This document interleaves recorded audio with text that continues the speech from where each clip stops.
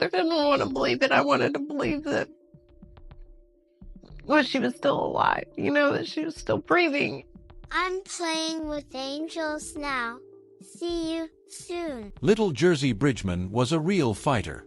She kept smiling and trusting people even though, in her 5 years, she had survived the horror of her father's betrayal and abuse. She had been rescued, handed over to her mother, and was now starting a new life in a new place. It seemed that only happiness was ahead. But unfortunately, it was the beginning of a new and more terrible tragedy. Jersey was born on November 14, 2006, in the city of Bentonville, Arkansas, to Desiree and David Bridgeman. However, Desiree and David soon divorced, and little Jersey took turns living with her parents. The girl never complained about her father, and no one knew what was going on when she stayed at his home in Rogers. She lived there with her father, David Bridgeman, 26, and stepmother, Jonna Slinkard, 29. On December 2, 2011, Jersey was found chained to a dresser. As it turned out, little Jersey had spent several days chained to a dresser and had to sleep in her own fluids. This case generated profound public concern and outrage. David Bridgeman admitted to chaining his daughter to the dresser for 3 days. He claimed he was trying to protect her because she was sleepwalking. He pleaded guilty to a felony and was sentenced to 18 years in prison. Slinkard was sentenced to 12 years in prison. In the summer of 2012, David Bridgeman began serving his sentence at the Delta Regional Unit of the Department of Corrections in southeast Arkansas. Jersey, her mother, and her little sister Leah began a new life, moving into a new home in March 2012. A young mom, Desiree, moved into a house on Southeast Street. The house was near Easy Mart, where she worked. Another highlight was that they were now neighbors with her friend Amanda. They had a lot in common, having been through a difficult childhood together, and it was great to have the support of someone close to them. It was almost like living in a dream. Amanda had ended a destructive relationship and was dating a new boyfriend, Zachary Holly. The young couple willingly helped Desiree with her girls. Jersey attended Sugar Creek Elementary School in Bentonville.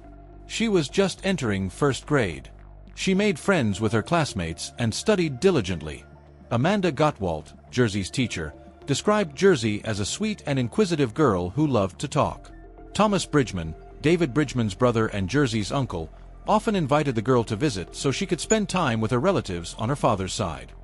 You go into the mother mode. Did you check under the bed? Did you check in the closets? Did you do this? Did you? Yeah, she said.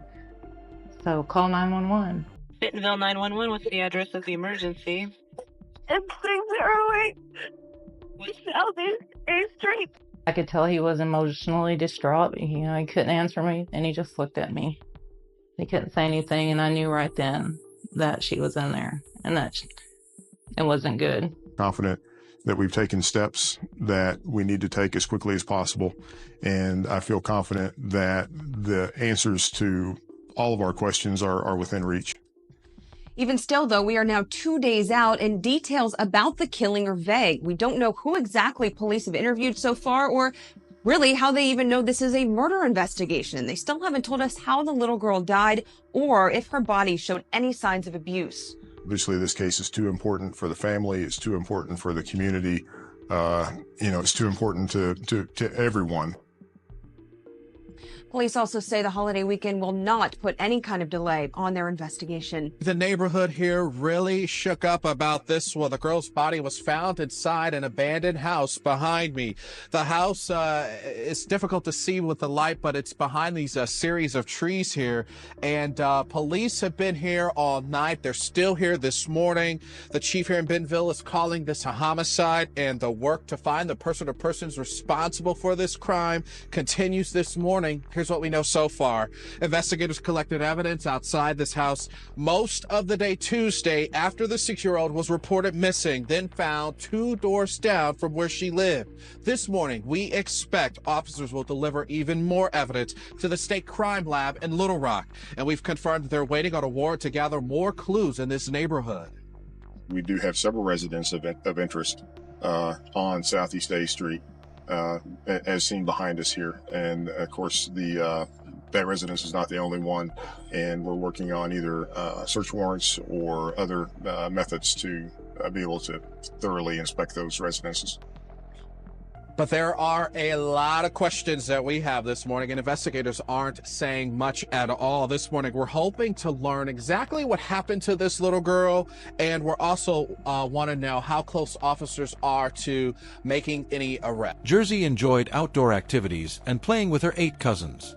The sisters, Jersey and Leah, were very close friends.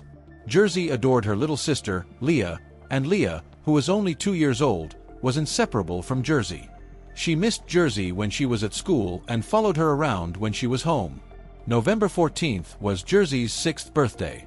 It was a happy and joyful day, and the sisters blew out candles together. On Monday, November 19th, Jersey was at school and won a turkey for participating in a school event. Satisfied, she struggled to stuff the 20-pound bird into her backpack. Amanda Gottwalt watched with a smile as Jersey walked briskly to the school bus after saying goodbye to her teacher. At home, she bragged about the trophy to her mom and sister. It was decided that the turkey would be cooked for Thanksgiving.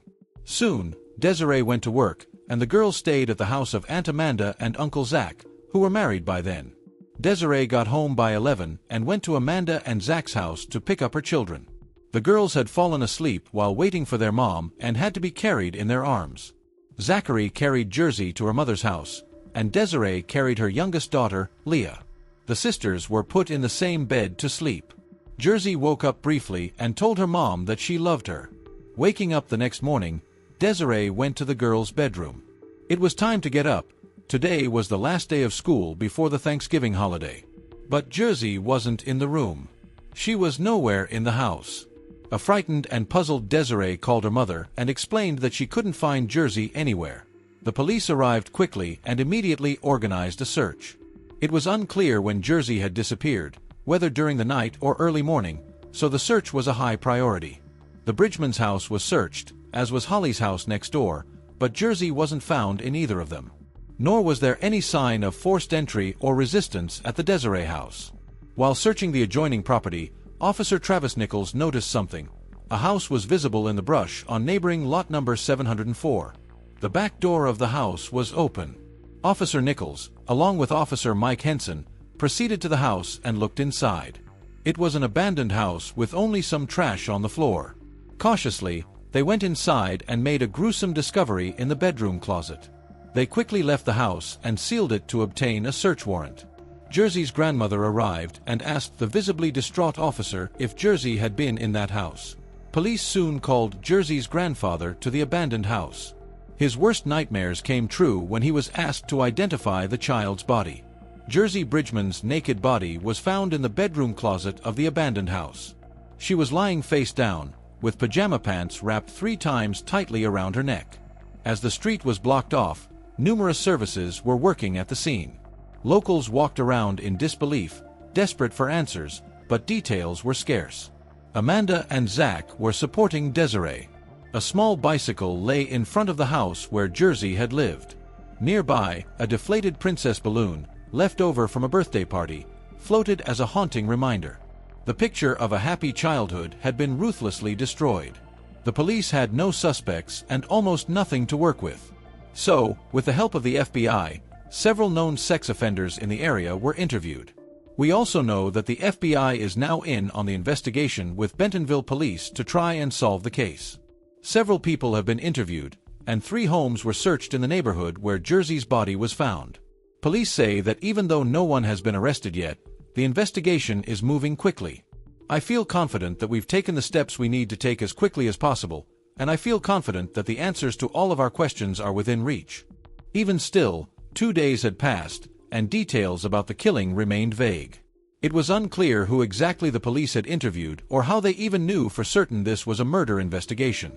They still hadn't revealed how the little girl had died or if her body showed any signs of abuse. Obviously, this case is too important. For the family, for the community, for everyone. Police also stated that the holiday weekend would not put any delay on their investigation. The neighborhood was shaken. The girl's body had been found inside an abandoned house behind a series of trees, making it difficult to see.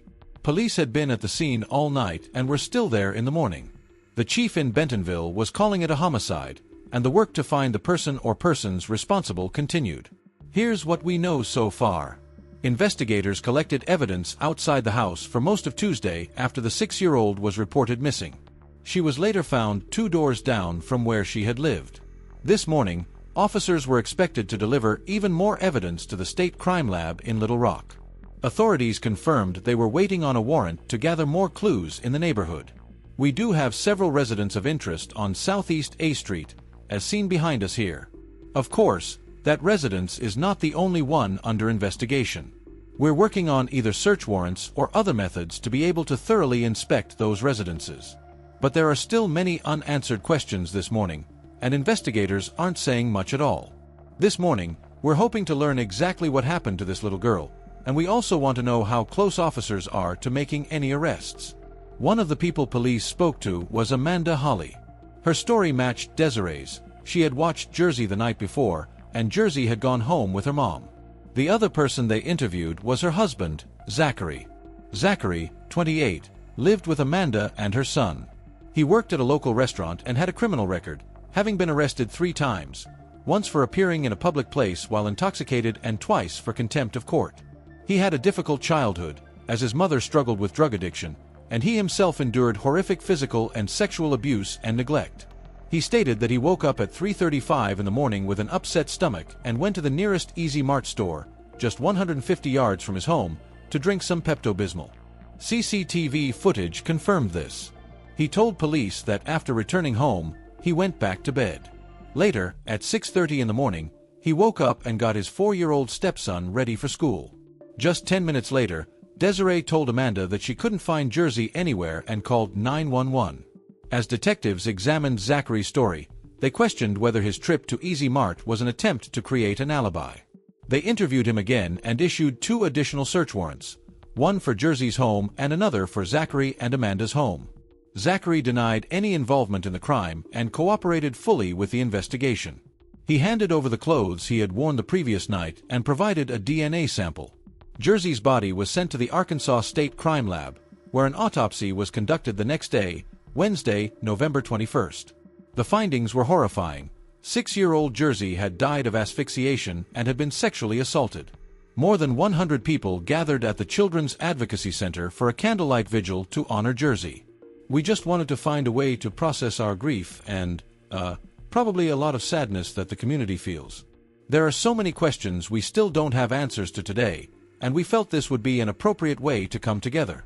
On Friday, November 23rd, Zach himself called Sergeant Chris Maffett and expressed his desire to take a polygraph test. So, just to be absolutely clear, Zach, you've made this decision on your own to take the polygraph, and I assume it's to clear your name? Yes, I want you to find the person. 3 days later, Zach was summoned to the police station while he was on his way to Jersey's funeral. There, the officers revealed the results of the polygraph and DNA test. The polygraph results indicated deception. You failed the test. And the DNA matches your DNA. Hey man, it's all right. At first, Zach denied any involvement, but detectives eventually secured his confession. Put the B under her NE and a TI it and... Zach also disclosed details about the rooms in the abandoned house and the exact position of Jersey's body. Since police had never released this information to the public, only the murderer could have known such details. The hallway there's back in my hand. Zach Holly has been arrested on charges of Jersey Bridgeman's murder. Bentonville police say 28-year-old Zachary Dwayne Holly was arrested this evening and charged with capital murder. His house, located at 702 Southeast A Street, is between where Jersey Bridgeman lived and where her body was found Tuesday morning. This investigation has been assisted by the Rogers Police Department, the Benton County Sheriff's Office, as well as numerous other local law enforcement agencies that comprise the Benton County Child Abduction Response Team. The news of Zach's involvement just crushed poor Desiree. Zach was her close friend. She trusted him with her children. That's how close their families were. They called him Uncle Zach. Julie Pickard, who had lived on the other side of the property where Jersey's body was found, would later say that one day after Jersey was discovered, Zachary had cried for a long time. When police visited her later that day, they asked her if she had seen a man wearing Mountain Dew pajama bottoms. Zachary had been wearing those pajama bottoms. Jersey's funeral took place on November 26th at the Bentonville Cemetery. David Bridgeman applied to attend his daughter's funeral but was denied. Friends, family, and even law enforcement showed up to pay their last respects to 6-year-old Jersey Bridgeman. Jersey's funeral procession received a special police escort from the Bentonville Police Department. Friends of the family expressed their deepest sympathy to Jersey's family. But you know, she always laughed. She had the biggest smile that you could have. She made sure she showed you her teeth. And she loved her parents and all of her family more than anything. Holly was charged with capital murder, kidnapping, sexual assault, and residential burglary. Holly was attacked by an inmate on his first day in jail.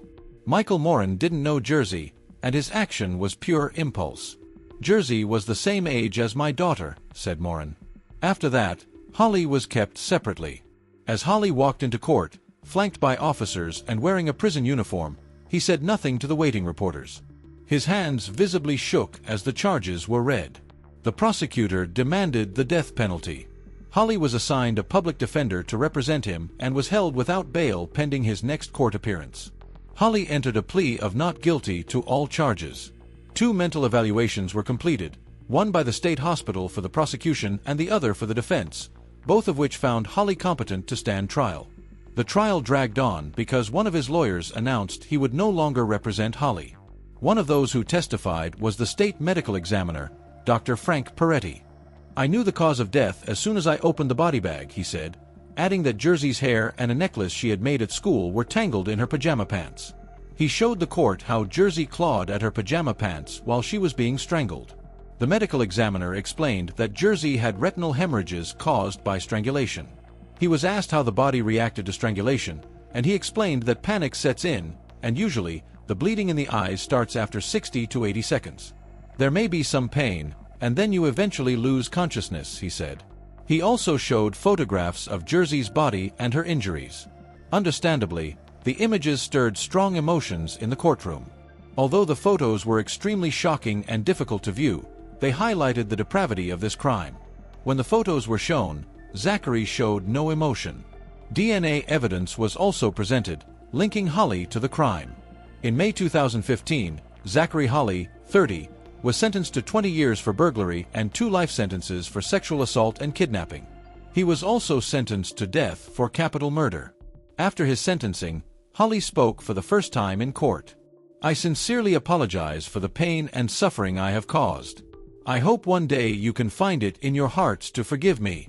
While on death row, Holly continues to file multiple petitions for a reduced sentence. His wife, Amanda, was granted a divorce in August 2012. Their marriage lasted 16 months. A statue dedicated to Jersey Bridgeman was unveiled in November 2013 at the Benton County Children's Advocacy Center in Little Flock. Little Jersey would have been 7 years old. Our deepest sympathies go out to the family of Jersey Bridgeman. Rest in peace, little angel Jersey. If you have enjoyed the video, then make sure to hit that like button and also subscribe to our channel so you won't miss out any other latest videos.